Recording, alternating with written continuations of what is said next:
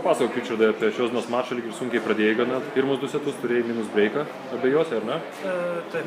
Bet pavyko išsikapstyti. Patirtis čia ar... Na, iš dalies ir patirtis, ir tas toks ramumas pas mane nuo pat mačo pradžios buvo. Tikrai tikėjau, kad turiu laimėti šį mačą ir žinot, visko nutinka, kai praloši tuos pirmus keletą gėjimų ir dažnai yra nutikę, kad ir antram sete reikavo mane ir vedė žaidėjai, bet lemiamais momentais šiandien pavyko laimėti tam tikrus taškus, kurie ir suteikia tą galimybę pasiekti pergalę.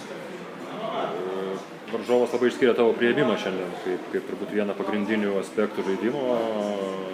Kaip pačiam tikrai gerai priiminėjai, turbūt, ar ne, sekėsi? Priėmimu esu tikrai patenkintas šiandien ir tikrai daug geriau nei vakar, užvakar ir užvakar treniruotėse. Tai, manau, tai buvo vienas pagrindinių, pasakyčiau, raktų laimėti šitą mačą, nes žaidžiant tokiam 1400 metrų aukštyje, kamuoliai labai greit lekia ir pirmas, antras smūgis yra patys svarbiausi žaidime. Taigi šiandien šitus aspektus tikrai teigiamai aš atlikau, manau, ir laimėjau. Ačiū. Ačiū.